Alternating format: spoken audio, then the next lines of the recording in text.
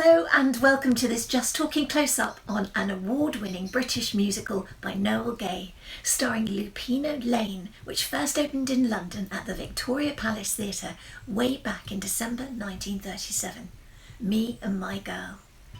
Although it may not be quite so well known to audiences today, when it first opened it ran for 1,686 performances in the West End and was turned into a film in 1939 called The Lambeth Walk.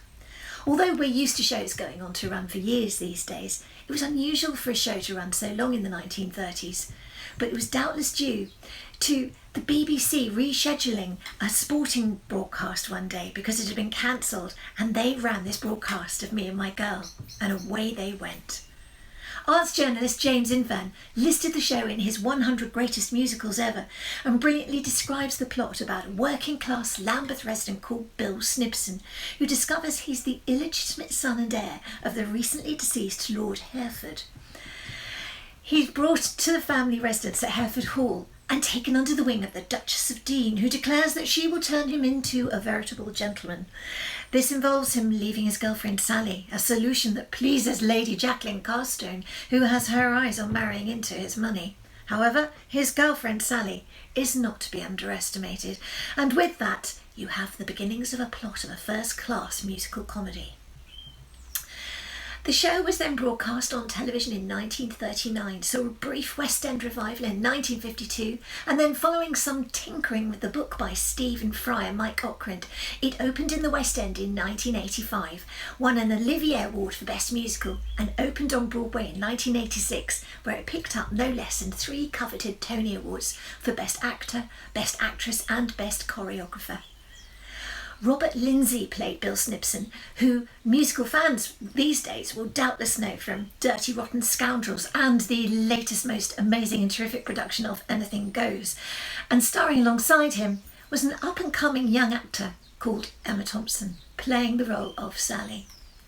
The West End production ran for 8 years, and with that kind of a run comes cast changes, which brings me to a conversation I was having recently with a certain Gary Wilmot about how he came to pop in for an audition one day in the late 1980s and ended up getting the leading role. Just talking musicals with you. What's your favourite show of all time? Me and My Girl. The one you were in. Yeah, I would. It changed my life, and maybe it's my favourite because of the way it changed my life. I was very much a known on television. I'd been about 10 years on all sorts of programmes, my own programmes and everything else. But I could kind of sense that variety was dying on television, and that's what I did. I was from the days when it wasn't called stand-up, it was called cabaret. You were a cabaret performer and you went out and you dressed up as nice as you could. You turned up in a nice suit and you put an even better one on with a bow tie, and you walked out and did your show, which was normally top and tailed. Even if you were a comedian, it was top and tailed with music. You sang a song when you're smiling, whatever it was, and then you tell all your jokes, then you'd finish with a bit at the end of the song. And then it was changing to people who turned up in scruffy clothes, put even scruffier clothes on, and walked on stage and started doing their acts. And now most of those are all big stars now on the circuit. And so I could see it was changing. And I auditioned for Me and My Girl. Mike Ockrent and the production team were auditioning for people to play the role of Sally Smith. And I was rehearsing for a pantomime just around the corner, and I got a call from my agent saying, "Will you go and meet him? You won't. It's not for Me and My Girl. It's just that he does a lot of stuff, and it would be really good for you to meet him." So I went in, and I'd seen the show about 6 or 8 months before, and I loved it. I knew somebody in the show, a whole group of us got together to go in and see it, and I came away and I wouldn't stop talking about how brilliant this show was. And when I walked down the aisle and all the creatives and production team were sitting there, about 10 of them, and there I was going on about how brilliant the show is, all the things you shouldn't do at an audition. I was saying, I sat there in row G, that's Gary, you know, I was sat in that row, just coincident. And when the house came forward, when the piano came on and no one was pushing it and it just came on, and I was going, it was marvellous. I'd never seen anything like it before in my life. Anyway, I got up and I sang a bit and danced a bit and did a little scene from Me and My Girl, not intending to get the role, because I wasn't anybody's idea of just the colour of my skin. I wasn't anybody's idea of an archetypal Cockney character in 1937. And then about a day later, Alex Armitage called my office and said, we'd like Gary to audition proper for the role and meet the rest of the producers. And that's what I did, and I was in. And it changed my life. It's what was so wonderful about it. It's not just me and you can see I can talk forever about Me and My Girl, but it's not just the show. It's the way it was run. Nigel West was the resident director, and Lisa Kent was the resident choreographer, and they kept a really tight ship. And it ran for about 8.5 years in London. And even in the last couple of years, people would go and see it and say, well, it's fresh. It's as fresh as the day it was put on. And that gave me standards. When I walk into a rehearsal room now, I want to work with people who know what they're doing. And that's one of the reasons it's left such a tattoo on my mind of how things should be done, really. What's your view on, when people say when you're in a long running show and you go in every day, and how do you get the energy together? And what's your view on, when you know a role really well, and yet you're doing the same role every day? I think I know what the answer to it is, but what do you say to people when they say, yes, but how do you do the same thing every night? I've had cab drivers say that to me, and I say, do you not get in that little booth every day in your little cab there and you drive around the same streets every single day? And they go, yeah, all right, fair enough. If you were to write a book about your life up to now, what would the title be? And what would your favourite chapter be? Oh, my favourite chapter. Well, I can't have this in conversation with you now and not say it was about my time getting into Me and My Girl. It was extraordinary. It was as I said, it was basically a variety show written for a man called Lupino Lane. He was a huge star in his day. He was a tumbler and a comedian. And so to move from variety on television into that show, it fitted me like a glove. It couldn't have been better for me. And lots of good things happened to me around about that time. And it meant, from a practical point of view, it meant that I didn't have to drive up the motorway every night. And I knew the band of 15 or 16, whatever they were, was going to be great. And they had a harp.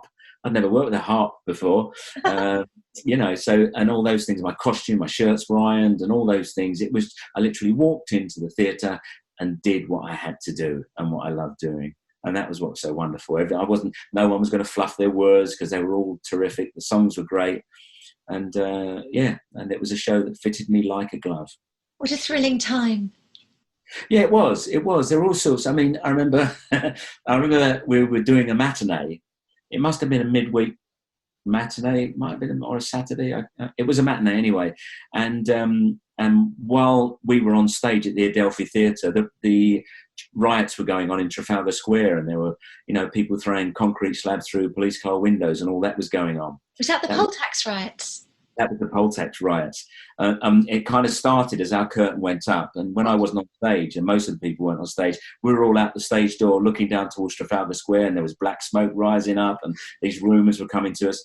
And at the end of the show, because the audience were completely oblivious to what was actually going on outside, they'd had the best time. And I said, ladies and gentlemen, just to let you know, the police have asked me to pass this on to you. And then they all laughed again. They thought it was all part of the show. And I said, when you leave the theatre, I'm afraid if your car's parked down Trafalgar Square there, you can't go down there. You have to turn left, go over the bridge, walk along the other side of the river and back over again. And they were all laughing. And I said, and don't worry, crash helmets and shields will be given out as you're leaving. And so things like that, the things that stick in the mind forever. While it was the juxtaposition of us having such a brilliant time in this building, and then sorts of mayhem going on less than 300 yards away. Yeah, and that was a big deal as well. And that's part of being theatre and part of social history all banged together, isn't it? It's amazing. Yeah, absolutely. And that's what, theatre is great for that. And I didn't realise that when I first started doing it. It's only in later life that I realised how educational it is and how important it is to for the education of people to see things reenacted, and just to take you away from the kind of the problems and petty detritus of everyday living, and just go and immerse yourself in a play. And if you go and see one and you're not immersed, please don't let that put you off. You find another one. You sometimes go and see somebody who is a very famous person, but they're miscast, and so your enjoyment of the evening isn't as great as perhaps it should be. But do try it again. Do try again. If you've been to Shakespeare once and not liked it, go again. See the same play somewhere else. A different, if it's Midsummer Night's Dream and you didn't like it, go and see it in the park or go and see it somewhere else. And the more you see it, the more you like it. So, a little bit like Stephen Sondheim shows. Yes.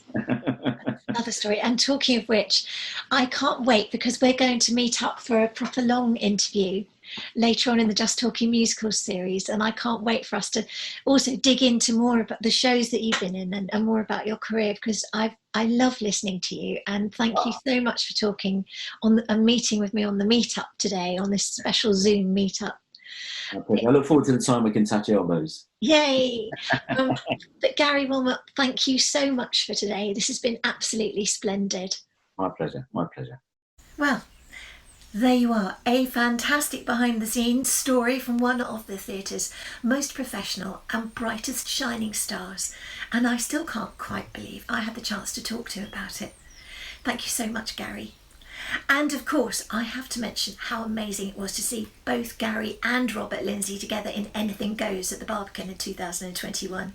To see Sutton Foster as Reno Sweeney was one thing, but to see her surrounded by such a group of outstanding performers such as Gary and Robert was off the scale. Oh yes, and if you're watching this before Christmas 2021, then don't forget to go and see Gary in Pantoland at the London Palladium. The man's an absolute legend. I'm Lesley Anne Knight. You can find plenty more behind the scenes stories on the Just Talking Musicals channel on YouTube. And if you like us, don't forget to subscribe so we can keep on bringing you the stories. See you soon. Just Talking Musicals with you.